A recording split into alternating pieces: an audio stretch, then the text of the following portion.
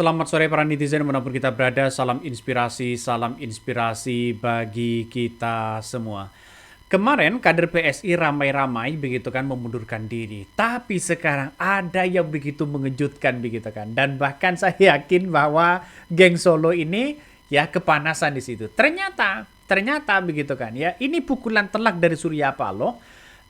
Kader Partai Nasdem begitu kan mengusulkan ya, Surya Paloh juga mengusulkan ya parlementer ya threshold di situ begitu kan ya 7% untuk DPR ya, mengusulkan ya, Surya Paloh ini mengusulkan begitu. Dan pada akhirnya kalau ini presidensial threshold 20% ya 7% begitu kan, 7% untuk DPR di parlemen nanti begitu.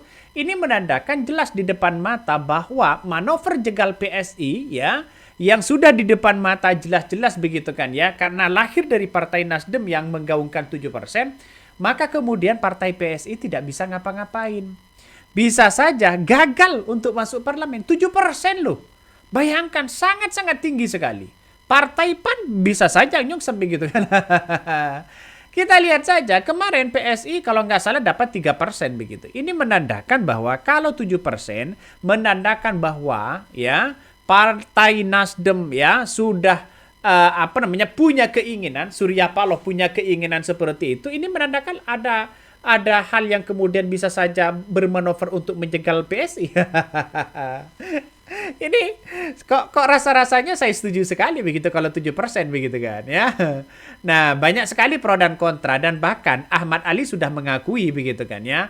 Kalau ini PSI kalah ya, kalau kalah PSI yang malu saya ya. Yang kalah ya, yang rugi saya ya, yang rugi kalian semua kata Ahmad Ali dan sebagainya begitu kan ya. Saya yang paling rugi ya kalau kalah kata Ahmad Ali. Ini menandakan ada kepanikan yang sangat luar biasa. Ternyata pukulan telak dari Partai Nasdem ini sangat luar biasa sekali. Presidensial threshold loh. Maaf ya. Parliamentary 7% begitu kan ya. Parliamentary threshold 7% begitu. Ini artinya apa? Artinya parliamentary threshold 7% ini kalau benar-benar disetujui, maka jelas Partai PAN, Partai P3 begitu kan ya, partai-partai kecil begitu tidak bisa, saya kira untuk lolos di parlemen agak jauh begitu. Nah, kalau presidensial threshold kan sudah jelas begitu kan, tidak ada ambang batasnya sekarang ini begitu. Nah, wacana kenaikan ambang batas parlemen menjadi 7% yang disuarakan Ketua Umum Partai Nasdem Surya Paloh dinilai bukan sekedar gagasan untuk menyederhanakan sistem kepartaian, tapi perlu begitu kan ya, bahwa partai-partai besarlah yang kemudian bisa eksis di situ begitu. Nah, saya kira mana yang kemudian lebih disukai masyarakat atau tidak pada akhirnya begitu. Paling yang lolos Partai Golkar, ya, Partai Demokrat, Partai PDIP, ya, terus kemudian mungkin Partai Nasdem, Partai PKS, ya, Partai Gerindra, mungkin itu. Kalau PAN saya kira agak jauh. Kenapa begitu kan? Kemarin saja masih terngiang-ngiang begitu kan untuk menuju 5% dan sebagainya begitu. Saya kira dengan adanya seperti ini pukulan telak begitu. Ternyata Surya Paloh diam-diam begitu kan ya mencegal PSI. Walaupun secara tidak langsung begitu. Bermanuver begitu kan ya. Jadi ini menandakan bahwa kalau 7% ya saya kira Partai PSI tidak mungkin lolos begitu kan. Ya. Wacana kenaikan ambang batas parlemen ini menjadi 7% yang disuarakan Ketua Umum Partai Nasdem Surya Paloh dinilai bukan sekedar gagasan untuk menyederhanakan sistem kepartaian. Ya, bahkan Direktur Eksekutif Political Review ya IPR Iwan Setiawan melihat usulan tersebut sebagai manuver politik yang menyasar Partai Solidaritas ya atau PSI di tengah derasnya arus kader Nasdem yang berpindah kepada partai itu.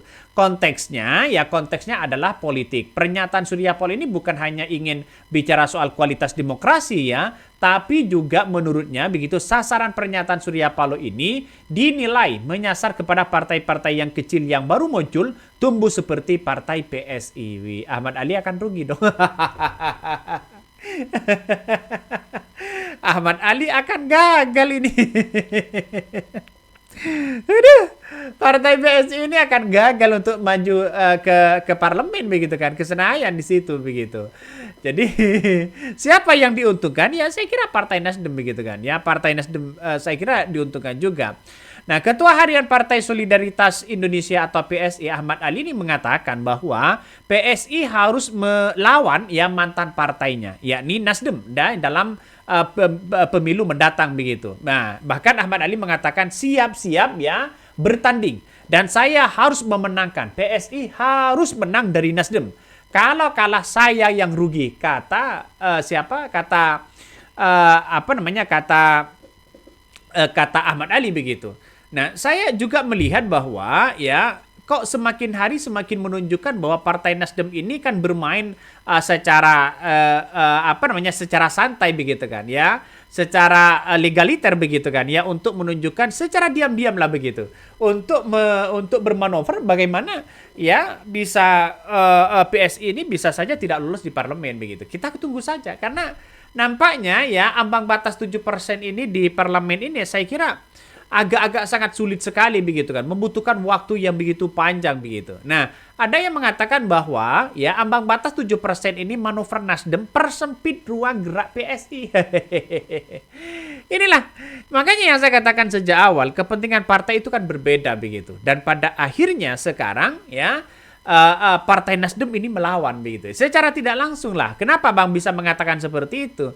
Karena begitu banyak kader-kader Nasdem yang pindah kepada Partai PSI begitu. Salah satu yang kemudian mengatakan menilai bahwa usulan Partai Nasdem ini ya agar ambang batas parlemen dinaikkan menjadi 7% tak bisa ya dipandang ya sebagai semata dilihat sebagai upaya untuk sistem kepartaian dan sistem demokrasi begitu kan.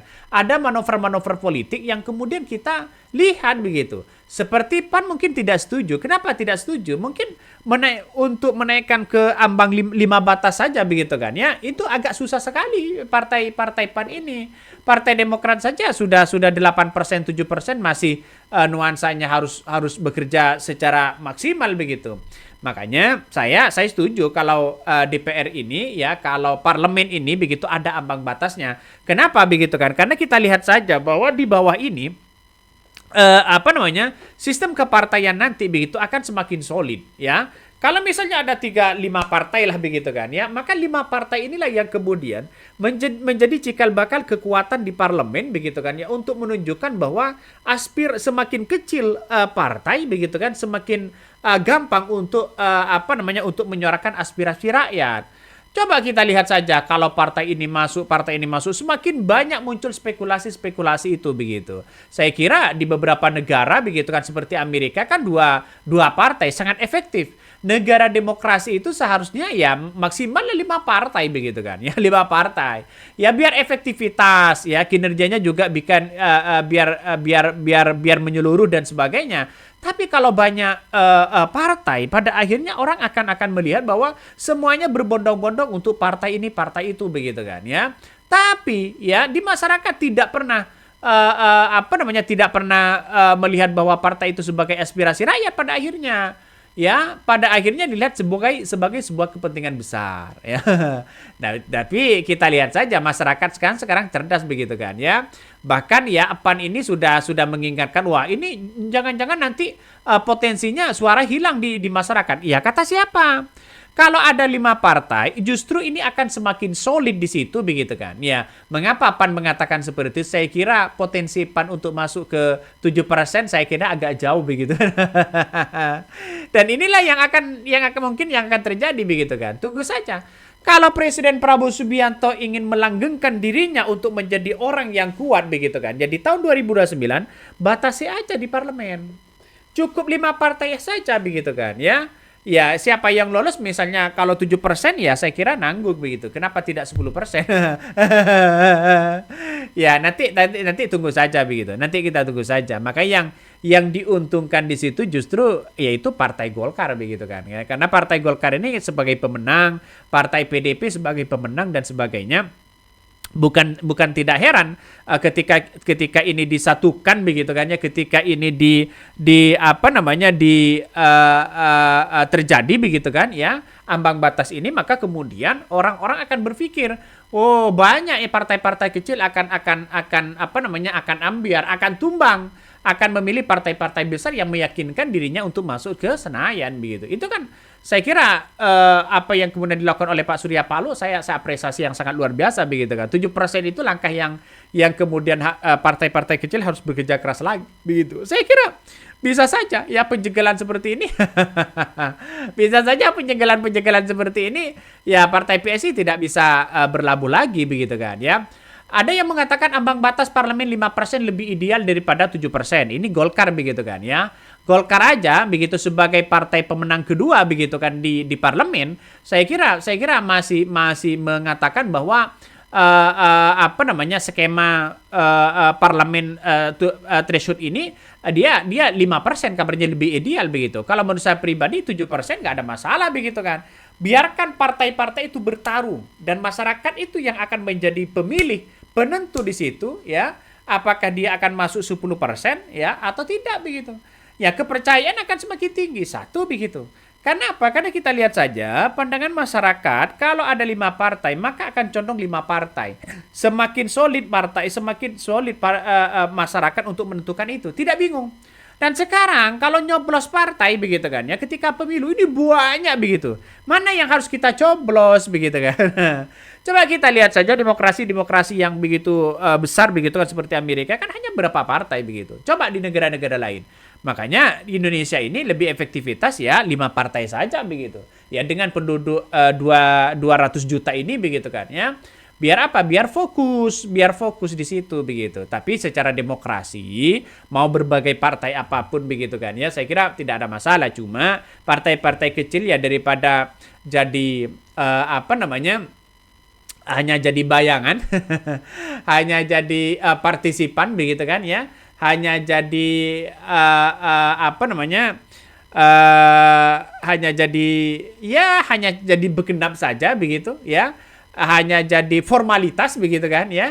Saya kira ngapain juga begitu kan. Partai-partai kecil sejak dulu kalau sudah tidak lolos 2 periode, 3 periode, ngapain masih mempertahankan itu begitu.